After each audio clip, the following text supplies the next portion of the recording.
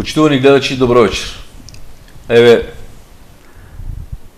Денеска сум со еден гостин,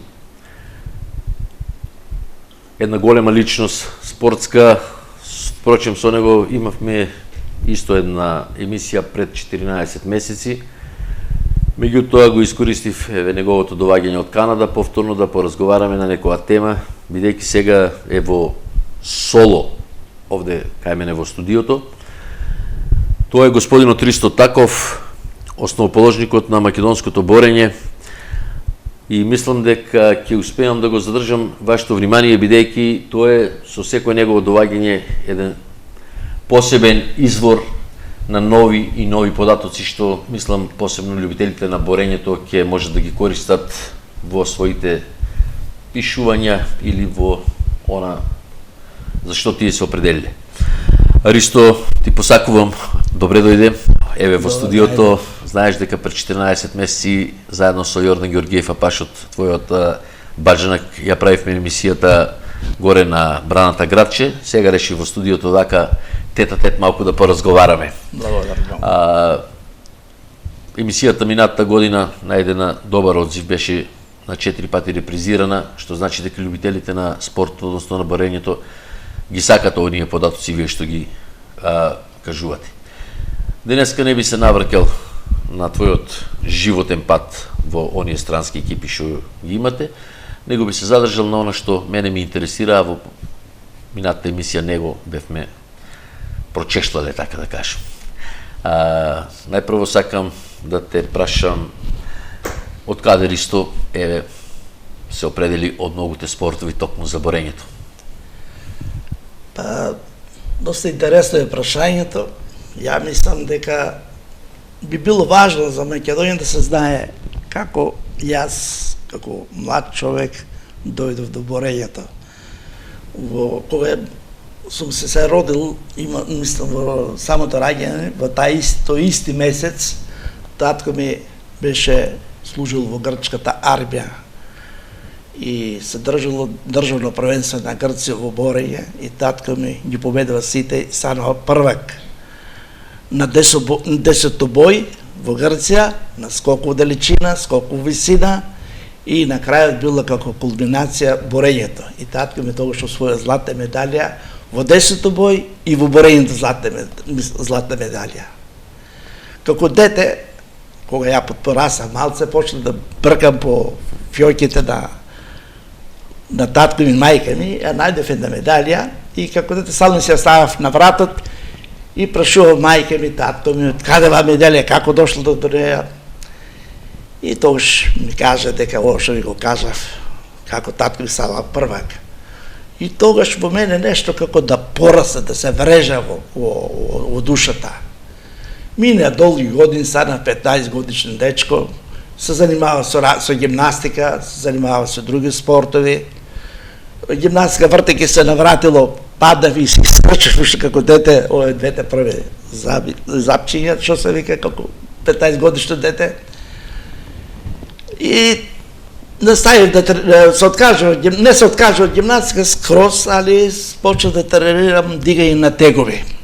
Дигав тегови, а во истата сала се држија и тренинзи на борачите во Полска, зборам, тогаш бев тамо. На 15 години заминавте во Полска? Не, на Полска заминав како дете од неполни 12 години. Али со борењето почнав да се занимавам, мислам, од 15 години. Кога имав ќе 15 години, јас се занимавав со фудбал, со кошарка, со ракомет, и бев меѓу најдобрите. Не бев најдобар, бев не најдобар, али бев меѓу подобрите секој во секој спорт. И тогаш на тренингот, борачите дека се бореја, а требаше утре други ден да заминат на пат, тој борач што имаше мојата тежина, им се повреди. А тогаш правилата гласе, ако еден борач немаш, губиш толку и толку поена. Значи, ако се комплетна екипата, при нерешен резултат победва таа екипа која е комплетна, и така натаму имаше некои правила. Значи по позиции правила имало. И ме замолија, дали сакаш да ти извадам одма картичка, ое што има легитимација, и да утре да стапиш како борач на овој клуб, вика, само да се поздравиш, да се фатиш, вика, и предаја борбата. Ама, јас, бидејќи татко ми беше борач, за своје време бил борач и така потврд човек, прифатив и дојдеме на такмичењето. И сега тие чекат да јас се предадам, да се поздравам и да се предадам, и тој еден бъп за раката ме фрли први пат и јас паднах голем, там неколку успех да се излечам, станав. И викам, а така бев доста жилав, бидејќи тегови дигав и се транспортист. Неколку успеав раката и главата да ме фата по себе си, го притисна цврсно и со стегани успеа да го притиска и го тушира доле. Вика, ни се роди борач. Бедив борач кој имал некој име, не обичен борач, се боричал прва лига на Полска. Да. И така се заинтересира веќе тие тренерите, а мојот тренер беше третопласиран 36-та година на Олимписките игри, Шаевски се викаше.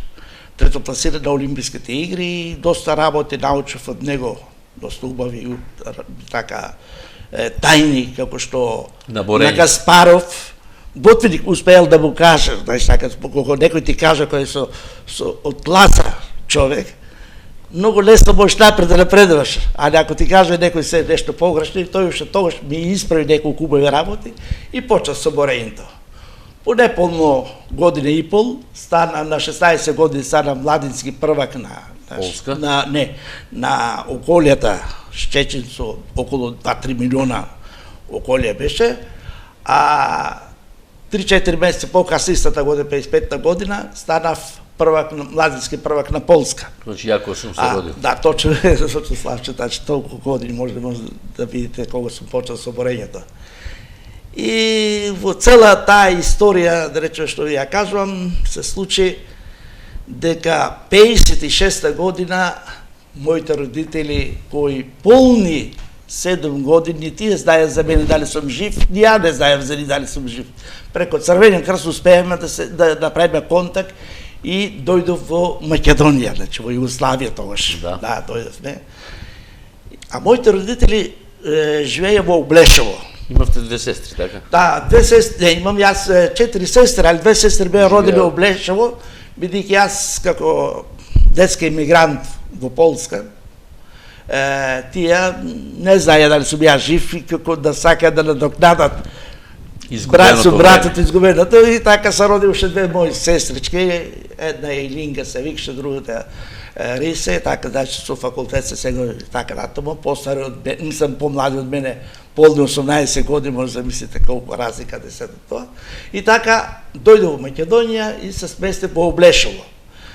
После тоа бев за Скопје, се запишав во Скопје, али летото го поминав во Па толку тоа сакав да ве прашам за Облешево, бидејќи минатата емисија кога зборевме, имаше многу луѓе што навистина го прифатија она што вие го кажавте, малку со едно чудење за почетокот на борењето во Македонија.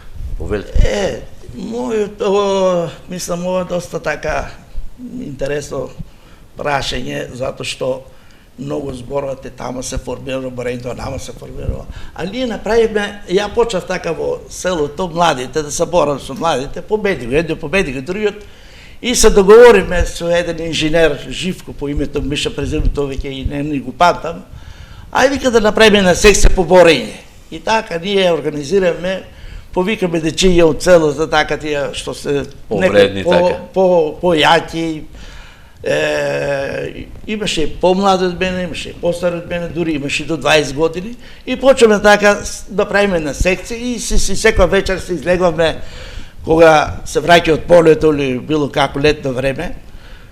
Некои зборни беа, али сите сакаат да се борат. И така ние почнеме јас да ги подучавам нив, да им кажам трикови.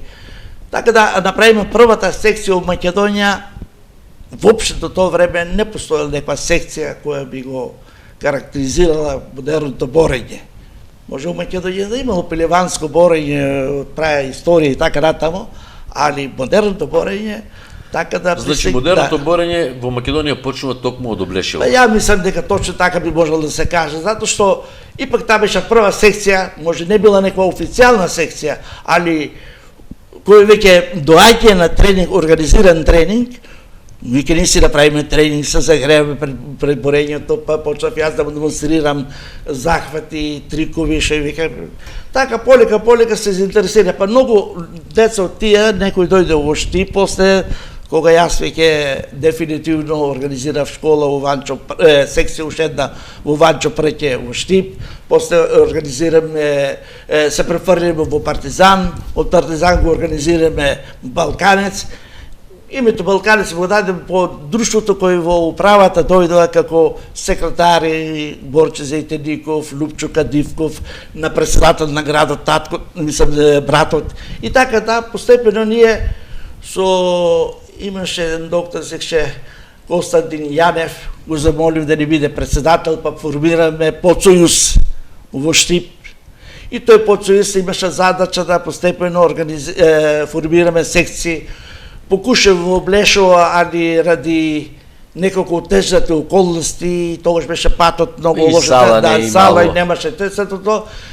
Формираме на место во Блешово имаше некој борачи кој се бореше, еден беше од Банјско, од Бања, да беше дечко кој во 20 на тренинг во Блешово, дојде овде во Кочани, па се сретам со Пирката Рисов во Скопје на еден семинар кој го организиравме ние, па со Пирката се договориме и поранешниот Јоце, началникот на Партизан, Ѓаволот, како го вика, се договориме со него, формиравме секцијата борење. Тоа е 60-та година веќе. Тоа беше 60-та година.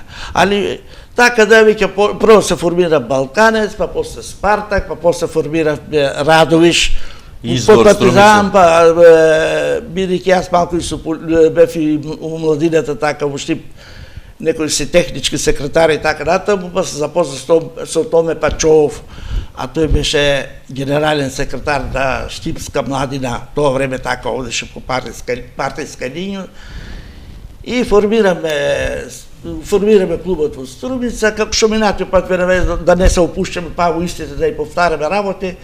Така почна да се формират и нашите клубови понатаму. Да, според вашите податоци и според она што вие го знаете за борењето, а јас не случајно најавив пред емисијата дека сте основоположник на македонското модерно борење, помодерно борење.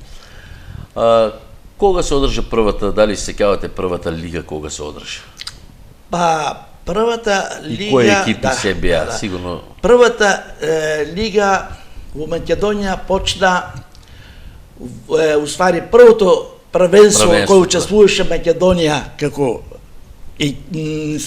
со Балканец, тогаш немаше другите уште борачи, тоа беше 66-та година, во август месец се држеше државно првенство во Скопје, после се срушила една сала тука под Кале беше, али таа сала се сруши, таму го организиравме и ние тогаш покажеме доста добри резултати на тоа прво првенство, што значи земавме една златна медалија, а понатаму секва година ги множевме медалите во Југославија, зашто имаше борење во Загреб, слободно борење, имаше во Лјубљана, имаше во Сарајево, имаше во Партизан Белград, али за многу кратко време ние го земем приматот, мислам, на сите тие, да речеме, на Загребската школа, на Белградската школа, на Новосадската школа. Тоа е во слободен стил, така? Да, и Спартак имаше слободен стил.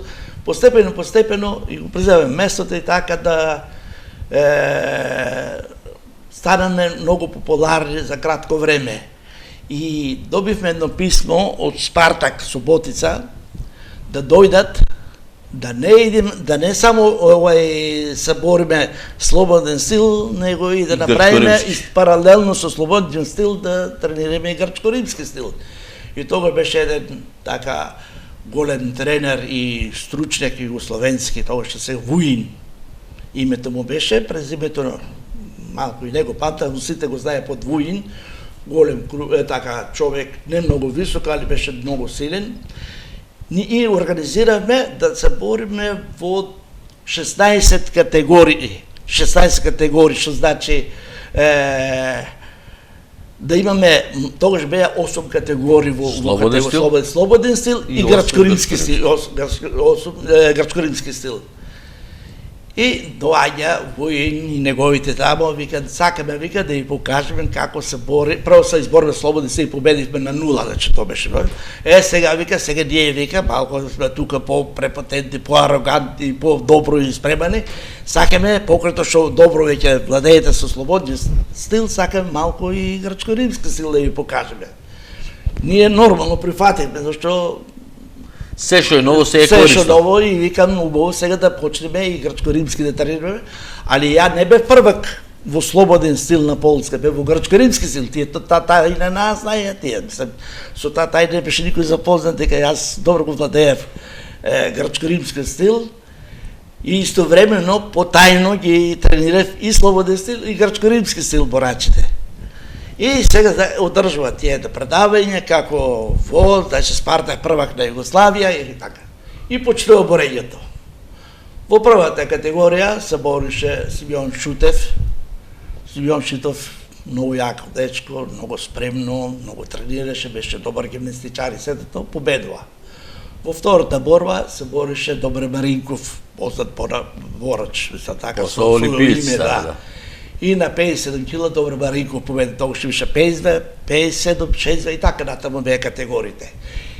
Во другата категорија јас се борев на 62 кила и јас победив. И кога почеле ни малку или многу и победивме 14-2, зашто по 2 поена се добива уборењето. Да. Нерешено е 1 и победата е 2, што значи 14-2 ги победивме. И излегва тој тренерот малку некако позасрамен, може малку и гордили, ама за нас, во наша страна, вика, бој не бие златно оружје, него бој бие срце јунака. На српски го рече тоа, и тоа ми се врежа во паметот. Значи, не бие бој, вика, сабијата, него бие јуначкото срце. И така што значи ние Спартака победиле, тоа беше најголемо изненадување во Југославија што се случи во тоа време. И така нашето борење се ширише степено. Нешто сакав многу да уфрлам до сега што често пати збораме, кажуваме како било борењето, али овие податоци кои си имат нека своја позадина или тежина или убавина. Значи, тоа е веќе историја. Историја. Јас мислам дека ово што се ќе го кажувате, они што се, например, ајде да кажем што имат некои своји лични спортски архиви, тоа може доста добро да го искористат. Значи борењето почна постепено да се развива во Македонија. Нагло. Не може да се рече постепено, нагло. Одеднаш, затоа што веќе 63-та година Балканец имаше 3 екипи сениорски. Прва и втора во лигата што се држеше во, да речеме, Источно-македонската лига, зашто бевме поделени на 2 лиги. Бевме Источно-македонска лига и другиот западниот дел Скопје, централниот и Скопје, знаеш така. И ние, значи, Балканец имаше прв тим и втор тим. А трети тим беше во Карбинце го ставиме за да можеме да се такмичи и тој, значи во Карбинце. Карбинце таринци го паѓаше, да, така. И веќе ние во многу кратко време имаме во Македонија околу 14 екипи во Кичево, во Теарце, во Тетово, во Ѓорче Петров, во Велес, кои нашите борачи од што беа у Балканец, одие на да речеме некој заминал за Велес, формирал клуб Ванчо Рангелов, на Рангелов братот, замина во Неготини, го формира во Неготини, што значи да од прилика 90% на борењето Македонија почнува после Облешово од Штип, па доаѓа во Спарта, па доаѓа во Радовиш, па понатамо во Струмица и полека се ширише за многу кратко време.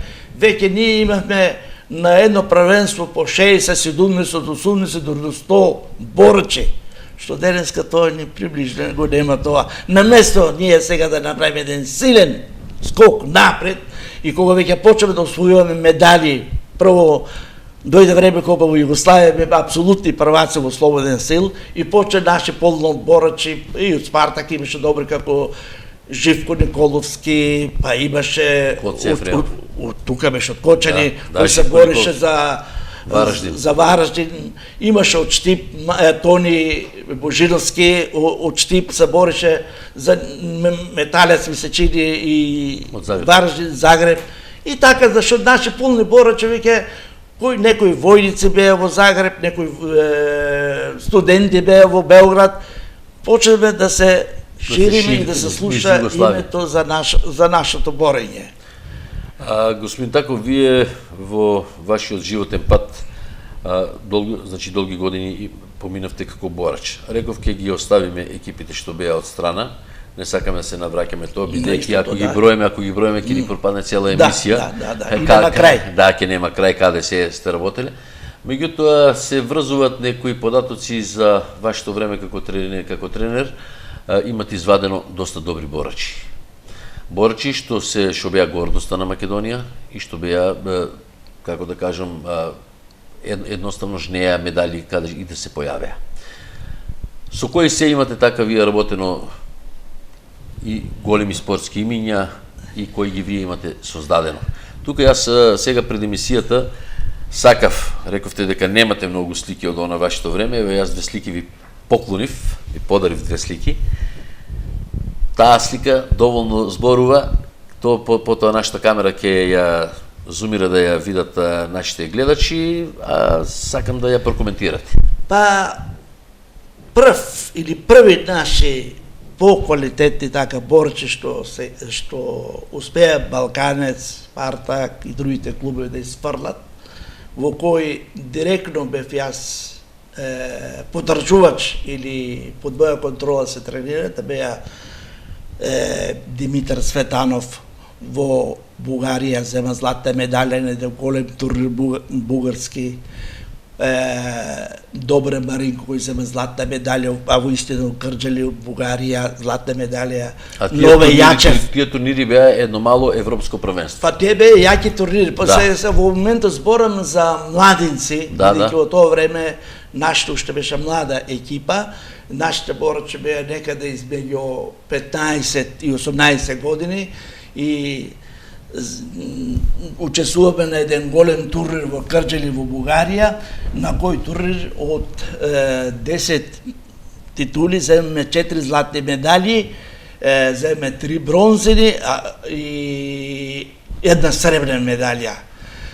Кога на други ден прочитав во една бугарска новина, наше дело, не знам како се пишуваше така лекција, ама на бугарски, само лекција или така лекција како се вика, од југословенските борци. Знаеш, така пишуваше лекција од бугарски. Ја му викам, слушајте, ви кажам, овие југословенски борци, 9 души се од Балканец, а еден од Скопје како борач. Сега, дали се тоа југословенски, сигурно се југословенски борци, зашто тоа припаѓаме под Југославија. Меѓувремено, сите борче беа од Балкане, што значи да беа борачи кои ја ги отприлика, не бидам толку фалбаџи да се фалам сето тоа, али тоа е истината. Истината, ја ги бев тогаш и тренер, и селектор, и сето тоа, и така учествувам на тој турнир и ви кажам за првите резултати. Бугарите во својата програма имале да се сретнеме со младата репрезентација на Бугарија до 18 години и после не предложи дали ќе прифатиме меѓувремено кога одржаме такмичење со младата до 18 години и ги победивме 9-7. 9-7 ги победивме и тоа беше сензација, уште една сензација. И ни предложија тогаш да се такмичиме до 21 година. Нашите борачи беа до 18 години, а бугарските борачи беа до 21 години. Да не речам дека имаше офрлување и по 22-3 години. А ние тие борачи кои не се борија за бугарска репрезентација за сеньорите, кои се бори за младите. И ние ги победивме 9-7. Ми се чини тие години беа најуспешните години на македонското борење, посебно младата македонска и југословенска, а да не речем од Штип, како репрезентација на Југославија, со полни 9 борача од 10 можни. Ја токму прашав со кои се така звучни имиња имате работено, ве прекинав јас. Да, мора да кажам дека еден од првите така поважни борачи со поголем резултат тој е Симеон Шутев, кој дури беше првиот македонец со борче Димовско од Скопје, учествуваше на Олимписките игри во Мексико 68 година. Втор така поквалитетен борач од таа генерација, поред ги наставувам по категории, така, беше Цветанов Димитар. Тој се бореше на 52, а доста на 57, за клубот после се бореше на 63 кила, али во репрезентација најдобрите резултати ги покажа на 57 кила, а Шутер на 52 кила, значи така. Одма 63 година Маринков добре учествуваше на светското првенство во Софија 63 година на Васил Левски стадионот и се бореше со светскиот првак Ѓорѓи Димитров Бугарин и тука нашите репрезентативица изгуби борбата, ама не успеа Бугарин да го положи на плеќе, него на поен изгуби. И на другиот ден сите новини цврстиот Добре Маринков вика му се протистави на нашиот голем борач, уште не беше светски првак. Тој значи после мислам уште не заврши турнирот, али во првото коло со него се сретна, после Добре имаше неколку победи, али на крајот не беше толку созрен за да може да донесе некоја поголема титула. Со времето после Добре Маринков во истовремено беше тогаш Киро Ристов, не Киро Ристов, него Столе Ристов, братот на Киро Ристов, на многу турнири кои ги организираше Олимписки социјалистичко обуз, или како да го речеме, социјалистичките држави имаја своји младински олимписки кандидати и ние учествуваме на многу турнири и тогаш во Силистра, во Бугарија, Добре Маринков зема златна медалја, Киро Ристов зема златна медалја, што значи да нашиот успех во многу големи и јаки турнири почна да се пробиват и да стануваат имиња со поголемо име и да не зборам доста почна да се пишуваат посебно бугарите, полјаците, зашто нашите борачи ги испратиме од турнирот во Крџали кој го зборам, одма 4 борачи испратиме еден турнир во Поздан во Полска, а еден турнир во Закопане. Значи, во Закопане Цветанов Димитар зема златна медалја, Николов Коста зема бронзана медалја, Томов зема бронзана медалја, Томов не Коце, него Томов, Благоја Томов, учтим. Така да, уште, мислам, имиња кои беа, после стана, тука беше Тома Атанасов, Боја Рангелов со големи имиња во борењето, стана Валчо Рангелов, то бев јас и првиот и да тренер, после тие стана тренери, но ја му бев оно кој ипак на некој начин ги упативте во модерното борење. Дадов пат кон постигање врвни резултати. У Скопје имате работено мислам во МИК прво работевте. Да, во МИК или порано се викше Металург, па се префрли во МИК, па од МИК стана Скопје. Скопје стана, да. Имате работено исто така со една плејада млади борачи таму.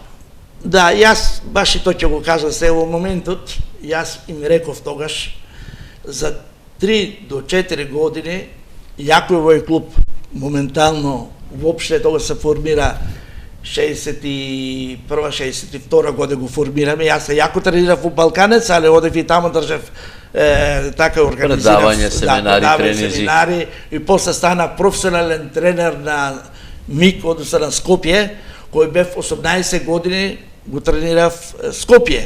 И во тие 18 години станаја славни имиња во борењето, како што е Шабан Саиди, кој во контрола на, мислам да моја контрола, од 7 години го почна борењето, па се до неговата кариера до 77 година, кога добро, јас го тренирав Шабан до 83 година. 73-та. 83-та. До 83-та година.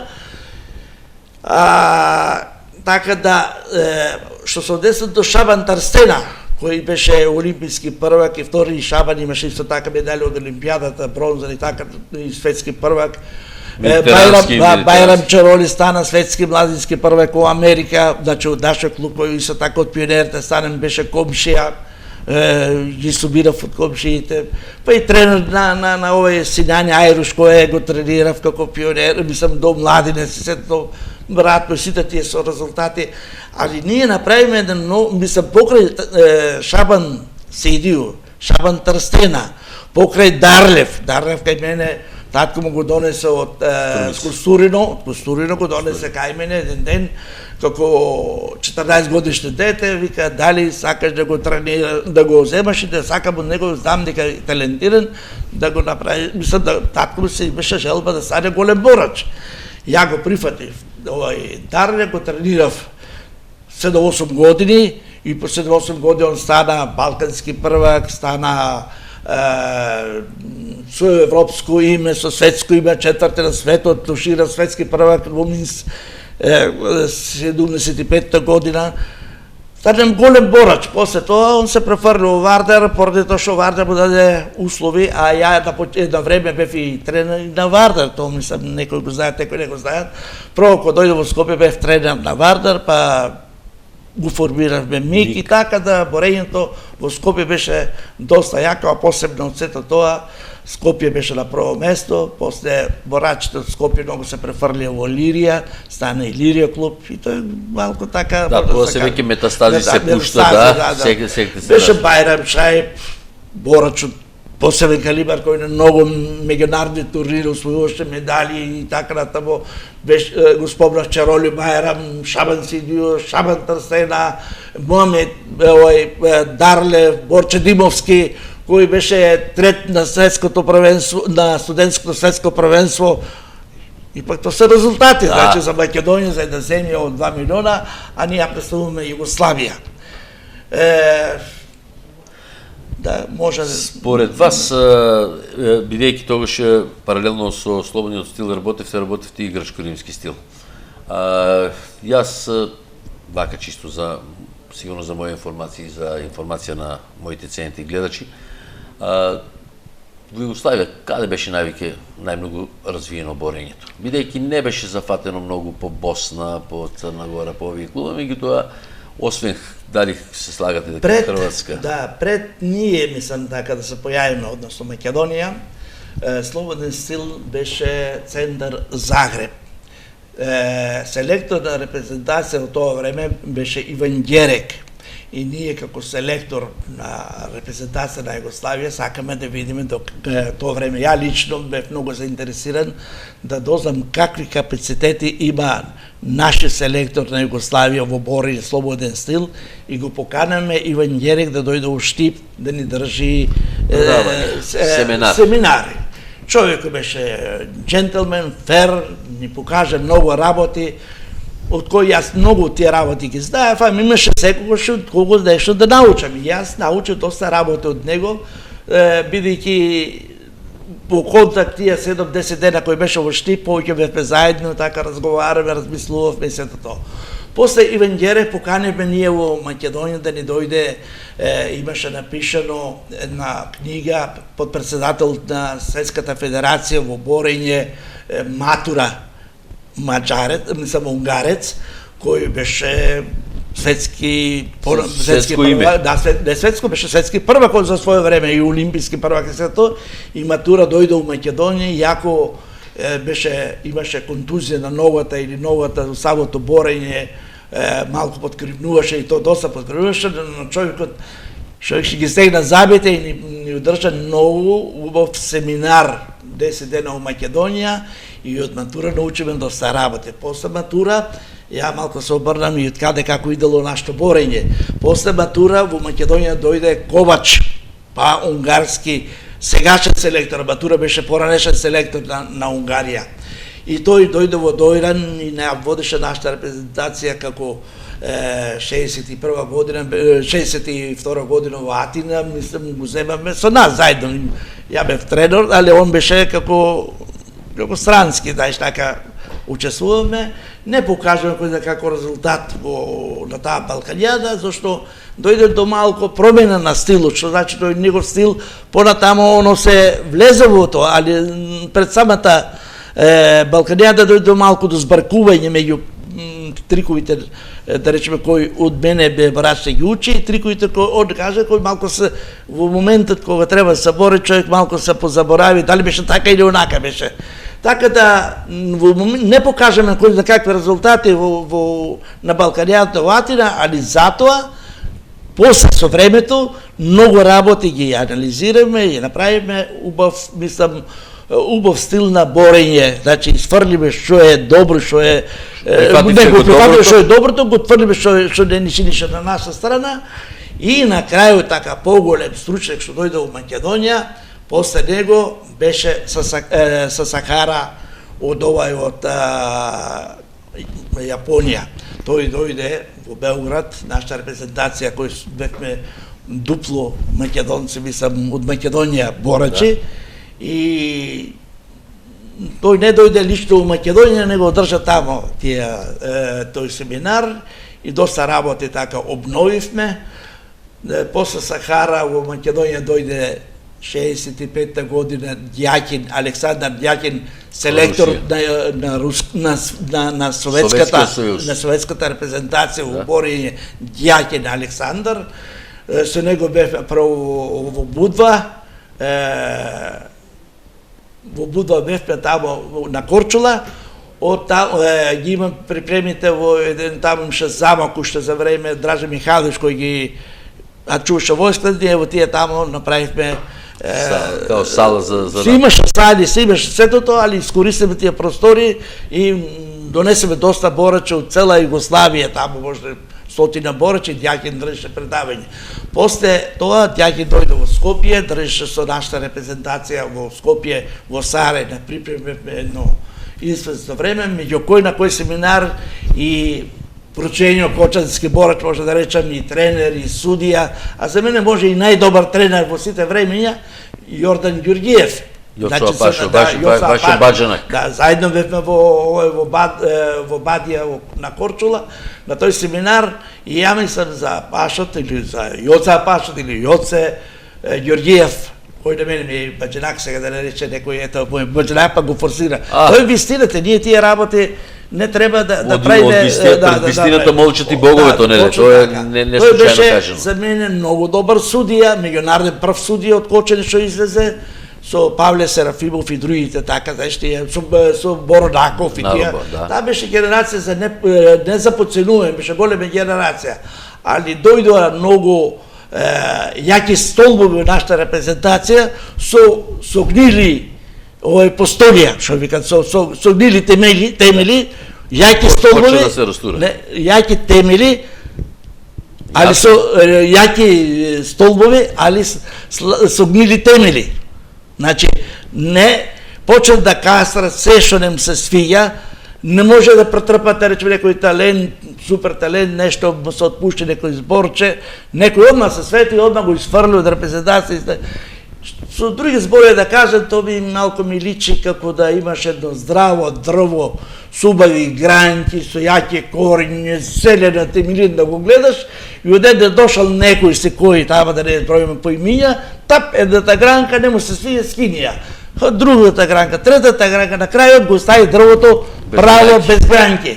А и не му стигаше точно без гранки, туку почне и корените да му ги сече. И сече корените, дрвото се исучи и нашата репрезентација пропада. Тоа сакав да ве прашам, не сакав во тие поединости да навлегувам. Меѓутоа, факт е дека ние сме на прагот сега на еден циклус на едни олимписки игри во Лондон. Македонија прв пат на Олимпијада ќе нема свој борач. Од 68 година, значи да.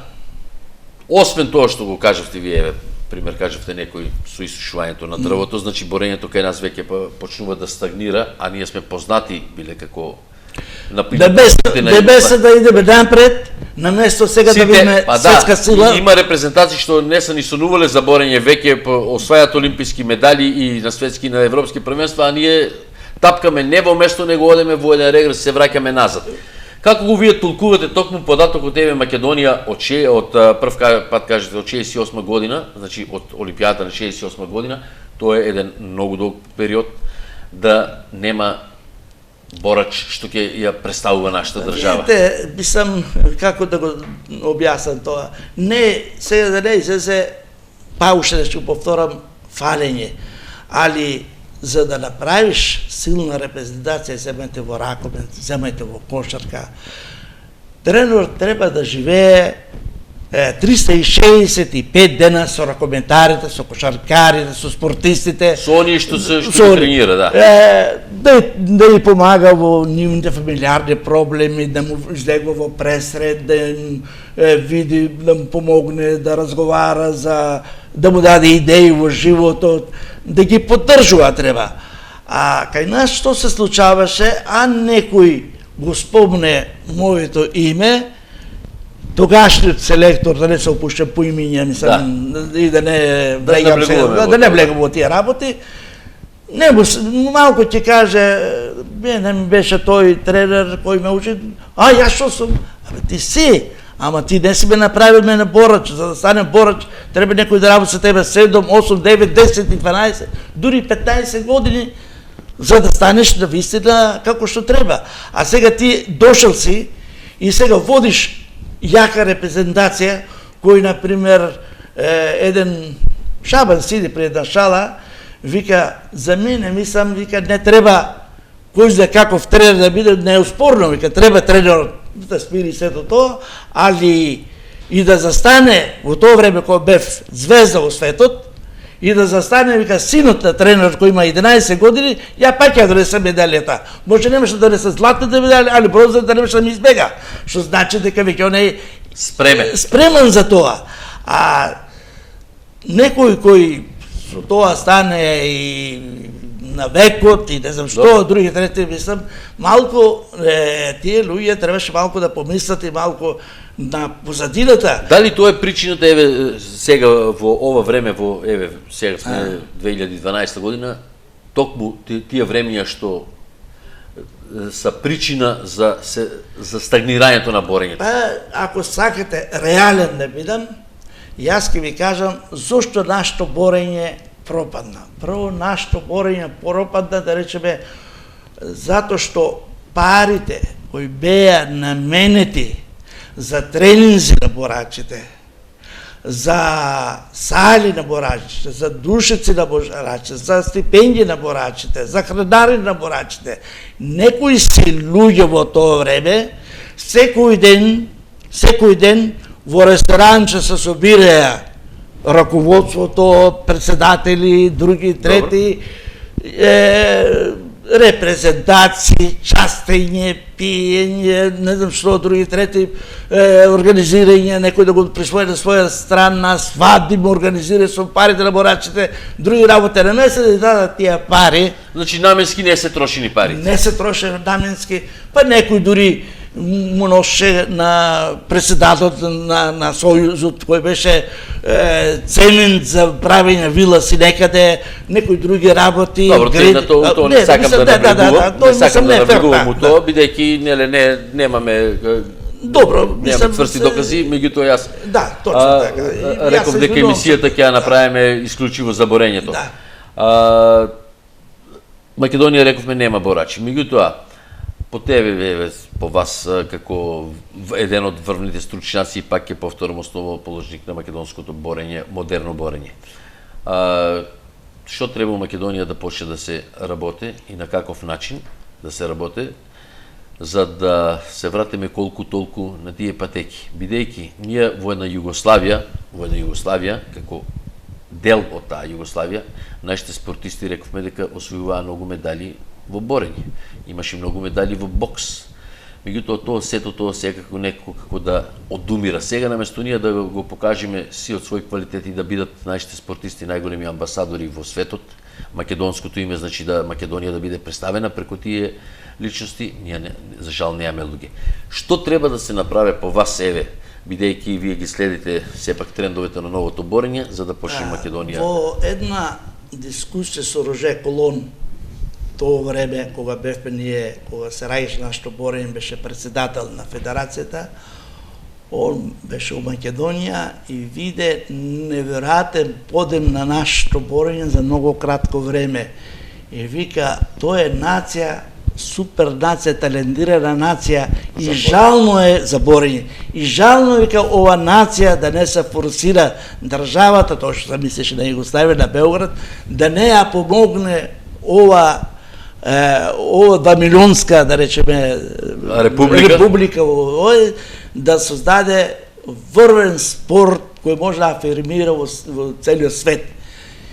И тогаш прв пат ја така слушнав. Тоа е пред половина век. Да, пред половина век, тоа беше, да, точно половина век. Да. И од него би стана во глава, така би се упи една идеја, да треба да се бориме во иднина по школите, бидејќи Македонија е талентирана нација во сите спортови, али посебно во борењето. Талентирана за ракопи, талентирана за кошарка, талентирана за фудбал. И жално е да Македонија, која ќе почне да дава европски, балкански, медитерански, светски, олимписки прваци, и одеднаш да дојде време да не можеме да пратиме 2-3 човека или борача во Лондон да афирмира Македонија да се врати се некој медал на сето тоа. Значи, за да имаш успех, прво треба по школите се развие борењето. Добро. Што произлегува од тоа? Тоа произлегува дека треба да има масовност. Значи, да има квантитет. Да има масовност, да има рана специализација, да има врв на пирамидата со голема подлога.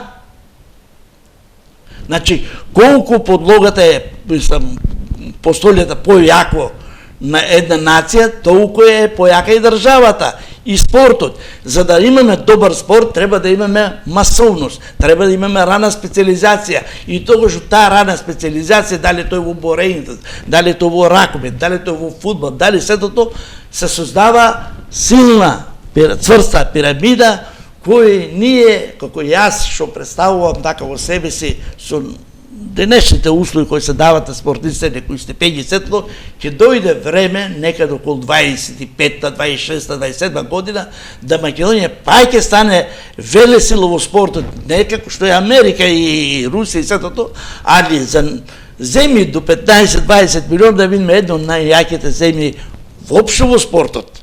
Може верувале, не верувале, ако на нашата земја се направи една таква програма со која ќе се работи систематски, не само во борењето не зборам, јас моментално за сите спортови, зашто неверојатно македончето, односно, ја не зборам по нација, кој викам македончето, зборам по небето на Македонија, раѓа неверојатни таленти, дали во науката, дали во медицината, дали на компјутери, дали во спортот, неверојатно талентирана нација сме. Талентирано поднебје. Талентирано поднебје, тоа е неверојатно нешто, дали сонцето се има своја улога, дали се има воздухот, дали се има, јас мислам, нешто е, а што е, треба некој да го открие. А што е, мислам, меѓусебното зајадување, меѓусебното контрирање, меѓусебното сечење на рацете и љубомората создадува да нашиот спорт место да иде напред, да дојде оваа ситуација. И денеска да може да составиме 15 души квалитетни, да испратиме на Олимпијадата, да се завее нашата знама, што жал, трагедија. Господине Таков, кога да правам емисија со вас, еве ова втора емисија, неко времето ни навистина брзо лета. Јас при крај сме на емисијата и сакам само да ве прашам кога рачунате повторно да бидете гостин во мојата емисија. Со оглед на фактот што вие живеете во Канада. Да бидеме здрави и живи, ако до година бидеме така не послужи здравието, како до сега сум благодарен на здравието, не викам дека е идеално, али можем уште со своји 76 години и да зборам и седото, значи да ипак мислам дека и меморијата и себе служи, и би може приредната година да нешто видиме што се случило во државата и како оди понатамо и дали некој ќе превземе мерки да или ќе дојдат луѓе во Олимписки комитет, во спортските организации, луѓе кои нема да го сака спортот, полежа спортот, се жртвува за спортот. Политиката ја тргат на страна. може навистина да стигат парите што ги земат, али спорт не се гради и да ти дадам 10 милиона во джеб, ако не запнеш, не спиеш на душекот или не спиеш, така што викаш Шапан, мисля за своје време, вика, ја вика, во душекот спиев. Добро, сега тоа што го знаеш македонскиот јазик, али детето многу му рече, јас вика на душекот, сакаш да кажеш така, на душекот спием, значи душекот вика полно ќе му... И трсена пред една ситуација, вика, тренер, дали е добро, вика, ја вика, некој ноќта му викам на брат ми, зашто на трсена братнијата, Муарем, Идрис, тоа се негови браќа. Тие кај мене го почна борењето, кај мене го заврши борењето. Не може да рече некој дека тие браќа не допринеле за развој на неговиот брат. Неоспорно, Ментас Иван голем затоа што беше ученик, никој не го побива.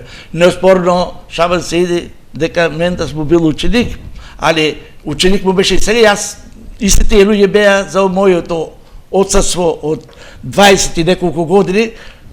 Кај се, требаше што се направи. Таму каде што вие застанавте, тие продолжија, создадоа, направија, меѓутоа за жал сега никој ништо не создава.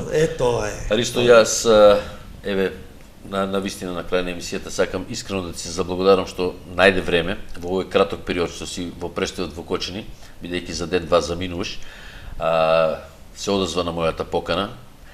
Дојде еве јас токму ценејќи го вашиот труд и вашето залагање, овие две фотографии, реков ти ги поклонувам на мене. Мислам дека ќе те потсетуваат на една добра работа. И тоа многу... Едната ти е со селекторот Насе Насев, другата е со браќата Ристови, со Зоран Михајлов коментаторот. Тие се снимени во спортската сала во Кочани, неде 75-та година.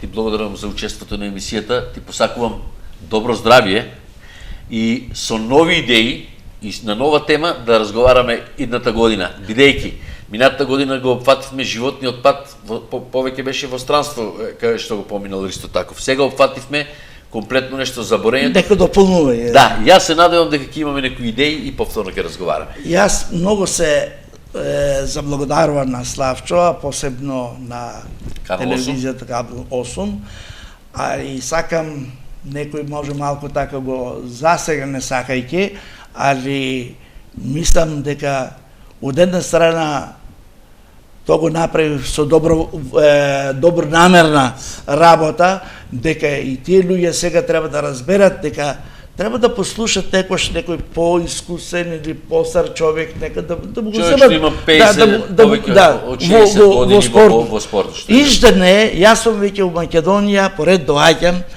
13 пати. Верували, не верувале, да кажам, верували, не верувале, до ден денеска не сум поканат ни на еден турнир, ни на еден, да речеме, на едно такмичење. И минатата година бевте, не бевте поканени на бисерот. 13 години, по 6 месеци сум во Македонија, полни 13 години скоро, до ден денеска не се најбев на бисерот, кој се држеше во Кочани. Минатата година. Не, минато пуште, него пред неколку години што зборам за 2003 година. Сите доле никој не дојде ни рака да ми пружи, да рече добар дојде ни ништо, ама виде и само испушти главите, како да му бев душман, не пријател. А со нив заедно расеме, ги создаваме, па многу од нив ги носев и на борење, рековме, тоа е дел од човечката љубомора и човечкото нетрпение према некој што има постигнато нешто. И што тоа биде дополнено. Не ме е криво што имаше 50 годишнина на борењето, ни една хартија не напише, да рече, благодариме, колку што си вложил труд, бареме еден грам што се вика, благодариме. Никој ништо тоа не го направи. Ни една, да рече, споменица, да речеме, никој тоа не го направи. И други работи, разбар, Олимписки комитет постоje, луѓе кои биле на врвот, знаат како се прават, да рече, дај да го викаме тој човек, дали е жив, не е жив, како Славчо, без срета на патот, и вика, дојди некој ко збор да каже. Ја мислам, покрачо многу ќе се најдат увредени, али многу ќе најдат и понатоа апетит, да почнат да тренираат посериозно, за да постигнат подобри резултати. А нема без соработка, без залужување, без финансиски средства, и така натаму, сето тоа заедничко, да дојде Македонија пак еден ден да биде уште појака во борењето, спортот, во сите спортот. Јас се радувам потполно како бораче да освојува медали за и дури сим дури кој ќе даде гол наште Кирил Лазаров и другите Рипаш што се вика. Тоа е радоста, тоа е задоволство. Сите се радуваме, спортот, да. Ето така, дали ќе биде борење, дали ќе биде карате, дали ќе биде джудо, дали ќе биде кој спорт, ние сме борачка нација, борачка не само борењето, и во карате, и во джудо, и теквондо, и не знам колку други спортови. Во дигање на тегови, ние сме нација која може да носи медали, во дигање на тегови може да донесеш 20 медали, во ракоме само една. Ќе оставиме за наредната емисија тоа.